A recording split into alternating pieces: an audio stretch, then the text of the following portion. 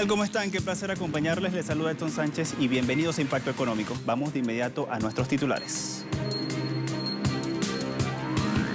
Servicio de Administración Tributaria de México reportó multimillonario fraude fiscal de empresas fantasmas que fueron creadas en la administración de los exmandatarios Felipe Calderón y Enrique Peña Nieto.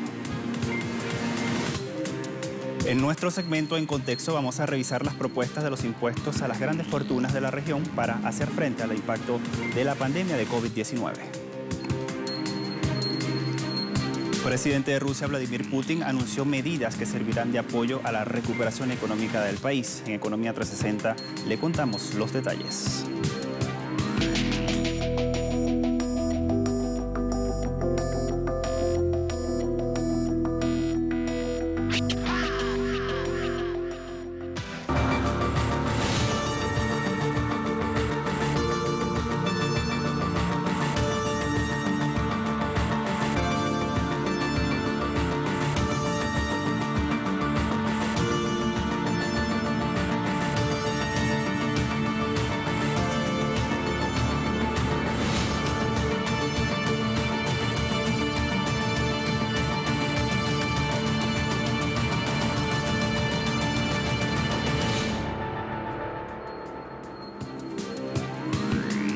Entramos de inmediato en materia. En México, el Servicio de Administración Tributaria reportó fraudes fiscales equivalentes a 4.600 millones de dólares durante el periodo de un año.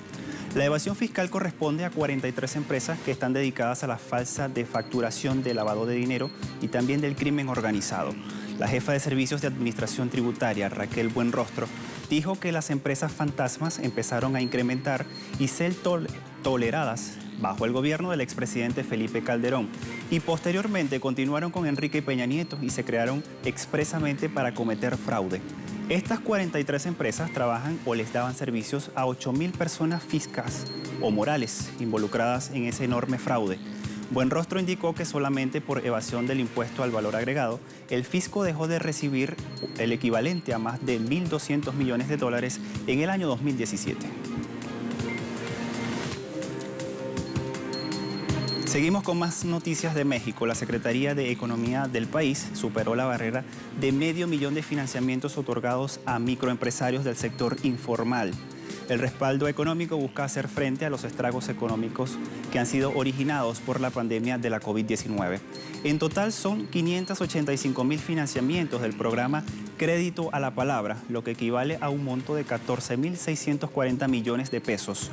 Este programa busca otorgar 25.000 millones de pesos a un total de 1 millón de beneficiarios, los cuales ya han sido elegidos del Censo del Bienestar. Por otra parte, el director del Instituto Mexicano de Propiedad Industrial, Juan Lozano Tovar, informó que en el Senado hay una ley nueva de protección a la innovación industrial, donde se considera el resarcimiento de los daños por violación de los derechos de autoría y la creación de genéricos cuando venza el plazo de una patente. La provincia de Cuba, Camagüey, poco a poco está regresando a la normalidad tras la crisis de la COVID-19. El Consejo de Defensa de esta provincia dio indicaciones claves en la vuelta a la normalidad por la recuperación post-pandemia. Entre ellas, la flexibilización de aislamiento social para reanudar las economías y los servicios. Esta región del oriente cubano, con más de 800.000 habitantes, se está preparando para enfrentar la etapa vacacional sin rebrotes por este virus. En tanto, el Ministerio de Turismo anunció la apertura de 8 instalaciones de la cadena Isla Azul, 2 de la cadena Cubanacán en el balneario Santa Lucía y unidades del campismo popular. También el sector de la gastronomía tendrá habilitadas solo el 50% de su capacidad para evitar las aglomeraciones.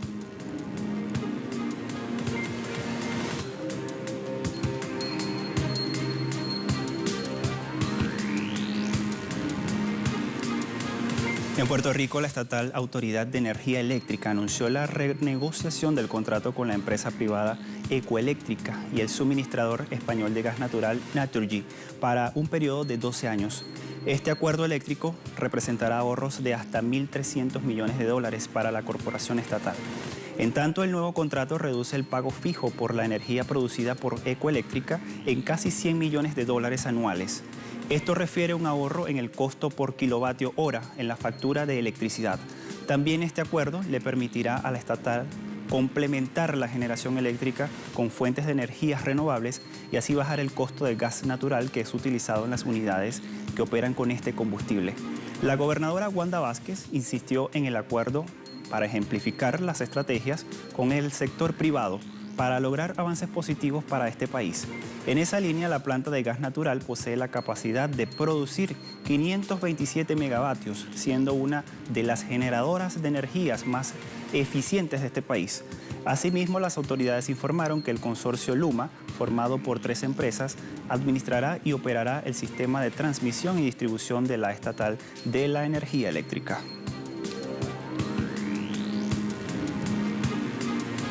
En El Salvador se pierden cerca de 20.000 empleos en el sector textil generada por la crisis de la COVID-19.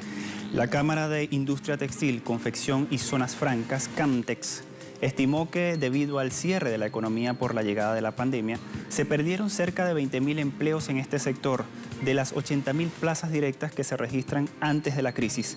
CAMTEX calculó las pérdidas del sector por un valor de unos 453 millones de dólares.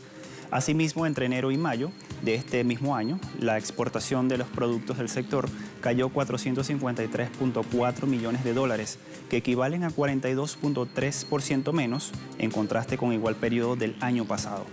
La Cámara prevé que al cierre de este año, la caída en las exportaciones será de hasta un 35%. Por otra parte, el presidente de CAMTEX, José Escobar, dijo que las empresas socias han invertido cerca de $500 000 para adaptar los espacios laborales a las medidas de bioseguridad. También el gremio destina $90.000 mensuales para el transporte del personal.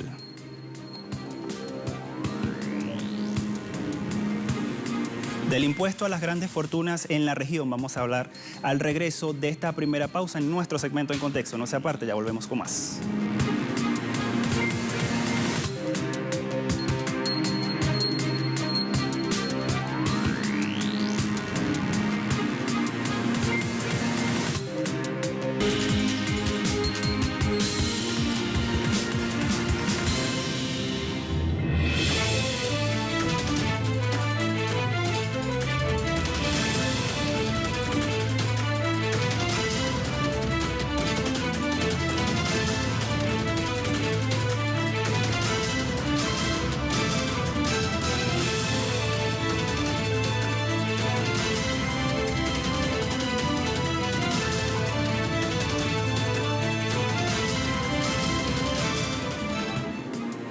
En varios países de la región de Latinoamérica ha surgido la aceptación mayoritaria de un impuesto a los superricos que esté en sintonía con la demanda de más Estado en medio de esta pandemia del coronavirus.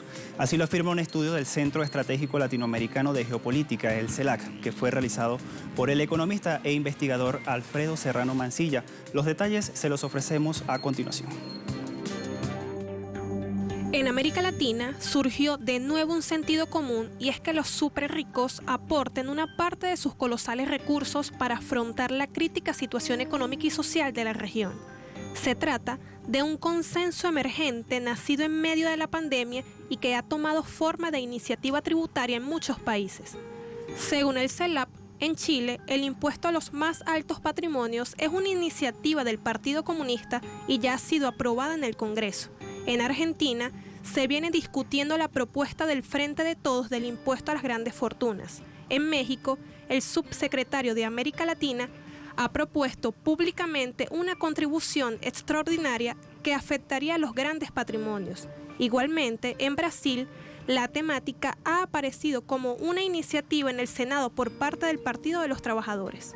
En Perú, se ha presentado como proyecto de ley en el Congreso y en Bolivia, lo ha expuesto el candidato presidencial por el MAS, Luis Arce. El CELAP indica que el fenómeno regional no está disociado de lo que piensa la gente. En las 3 últimas encuestas realizadas por el CELAP, de los últimos 2 meses, en Argentina, Chile y México, existe un gran acuerdo sobre la temática. Por ejemplo, en Argentina, El 78% de los consultados estaría de acuerdo con el impuesto a las grandes fortunas. En Chile, este valor es del 72% y en México del 67%. Asimismo, la ciudadanía de los tres países creen que el Estado debe intervenir y estar presente en la economía. En Argentina, el respaldo llega a 90%, en Chile 68% y en México un 60%. Pese a que la propuesta de establecer un impuesto a los superricos en América Latina no está en marcha, hay tipos impositivos que se aplicarán a las empresas de la región. El economista Alfredo Serrano Mancilla asegura que existen empresas en Latinoamérica que están utilizando múltiples mecanismos para reducir la base imponible. Los detalles a continuación. De acuerdo al CELAP, es inadmisible que la tasa legal del impuesto que tienen que pagar las empresas en la región difiera tan significativamente de la tasa efectiva. Por ejemplo, en Argentina, la tasa legal es del 30%, pero a la hora de la verdad, el tipo impositivo efectivo sobre sus beneficios es del 7,6%. En México, la relación es de 30% a 7,4%. En Perú, de 29,5% a 8,8% y en Colombia, de 33% a 9,8%. Esto sucede porque la mayoría de las empresas usan múltiples mecanismos para disminuir la base imponible sobre la que se aplica el tipo impositivo. Asimismo, se indica que empresas transnacionales de alta tecnología como Google, Apple, Facebook y Amazon apenas pagan tributos en América Latina y existe un gran vacío deliberado para que estos gigantes facturen y puedan así trasladar sus beneficios a guaridas fiscales. Igualmente sostienen que las grandes fortunas han de contribuir en relación a su capacidad económica. Según el último estudio del CELAP, aplicando un impuesto aproximado al que tiene Uruguay en los países de la región, se lograría obtener un extra de algo más de 51.000 millones de dólares y si se aplicara el vigente en Colombia, se obtendrían casi 26.000 millones de dólares. Por otra parte, las actividades económicas ficticias, las no reales, en su mayoría especulativas en el campo financiero, han de ser penalizadas tributariamente. Igualmente, la recaudación tributaria en América Latina y el Caribe está muy por debajo de la media de los países de la OCDE. Esta realidad ha impulsado la informalidad. Según el Centro de Pensamiento por Excelencia de las Economías Avanzadas, en los países de América Latina y el Caribe, la recaudación tributaria supone el 23.1% del Producto Interno Bruto, 7 puntos más que en 1990, pero todavía 11 puntos porcentuales menos que la media de la Organización para la Cooperación y el Desarrollo Económico OCDE y en niveles muy similares a los de una década atrás. En concreto, la región recauda poco en comparación con los países de la OCDE, que obtienen 34.3%, y con la Unión Europea, que obtiene el 40.3%.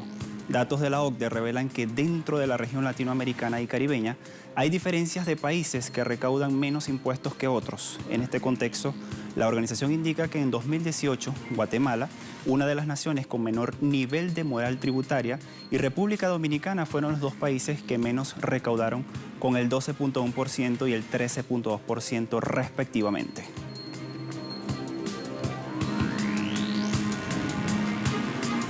Vamos a establecer una segunda pausa. Al regreso hablamos de las medidas de recuperación económica que está haciendo Rusia. ¿Cómo lo ha hecho este país? Se lo contamos al regreso de esta segunda pausa.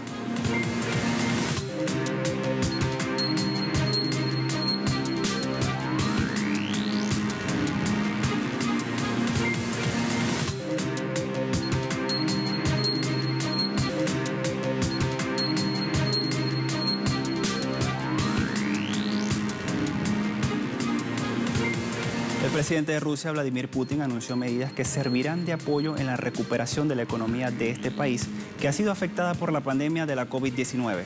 Putin propone aumentar a partir del próximo año la tasa impositiva sobre el ingreso personal del 13 al 15% para aquellos que ganan más de 5 millones de rublos al año. El mandatario ruso dijo que dicha medida le dará al presupuesto unos 60.000 millones de rublos que, según él, serán dirigidos al tratamiento de niños con enfermedades graves y raras. Asimismo, Putin anunció una ampliación de los beneficios para los desempleados y una segunda paga del equivalente a unos 130 euros para las familias por cada niño menor de 17 años. El líder ruso prometió créditos preferentes a las empresas más afectadas por la pandemia. Turquía implementará medidas para poder revivir el sector turístico del país, que está afectado también por el coronavirus. Las autoridades turísticas de Turquía introducirán un plan de seguro médico especial para los viajeros internacionales que visiten el país a partir del 1 de julio. El ministro de Turismo y Cultura de Turquía, Mehmet Nuri Ersoy, informó que el nuevo paquete de seguro se hará cargo de los gastos de tratamiento de la COVID-19 en caso de que el turista foráneo dé positivo al coronavirus. Asimismo, Ersoy dijo que los visitantes pueden adquirir el seguro a través de las aerolíneas contratadas, tour operadoras, canales online y también varios puntos de venta antes del control del pasaporte. Además de esta medida, en los hoteles del país están implementando distanciamiento social, están colocando gel desinfectante en las entradas de los ascensores y los restaurantes también están adoptando esta medida y el personal está usando las mascarillas protectoras. La ministra del Interior de Finlandia, Maria Ohisalo, informó que están avanzando paso a paso hacia la libre circulación dentro de las áreas nórdicas y Schengen. Asimismo, indicó que Alemania y España se encuentran entre los países con baja tasa de infección. Vamos a escuchar parte de sus declaraciones.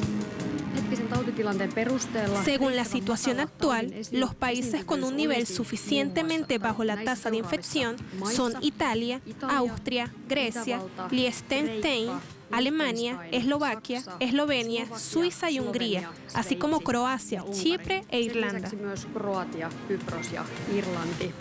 La libre circulación dentro de las áreas nórdicas y Schengen casi se siente como un hecho. Estamos avanzando paso a paso hacia la libre circulación en estas áreas. El fabricante finlandés de equipos de telecomunicaciones Nokia anunció que reducirá su plantilla laboral. A través de un comunicado, el equipo dijo que planea eliminar 1.233 empleos en su subsidiaria Alcatel-Lucent en Francia, reduciendo su fuerza laboral en el país en un tercio. Nokia indicó que la reducción del personal era necesaria debido a las presiones muy importantes sobre los costes en el mercado. La medida de Nokia es rechazada por representantes del sindicato de la compañía, que aseguran que en la fábrica de la ciudad francesa de Lannion hay actividad todavía. En este contexto dicen que los trabajadores laboran los fines de semana. Es un shock terrible, es un desastre, porque no lo esperábamos. Los resultados económicos son buenos, hay actividad. Se les pide a los empleados que trabajen los fines de semana y organicen sus vacaciones para que siempre estén allí. Por lo tanto, es completamente incomprensible y completamente absurdo. El primer ministro del Reino Unido, Boris Johnson, anunció en el Parlamento británico que los pubs, restaurantes, hoteles y peluquerías van a poder reabrir a partir del 4 de julio. La relajación incluirá también a gimnasios al aire libre, parques infantiles, los cines, museos, galerías, parques temáticos, bibliotecas y centros de culto. El premier británico además ha anunciado el fin de la regla de los 2 metros sociales de distancia. El nuevo criterio será mínimo de 1 metro. El gobierno de Boris Johnson busca reactivar la economía del Reino Unido, que en abril, el primer mes completo del confinamiento por el coronavirus, sufrió una contracción del 20.4%.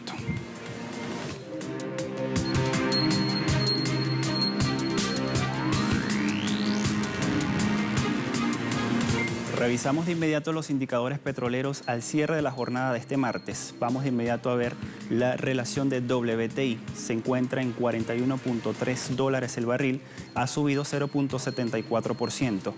Brent de referencia en Europa, $43.47 el barril, sube 0.91%. Y tenemos el crudo OPEP, que se ubica en $38.96 y tiene una baja de 0.49 centavos de dólar.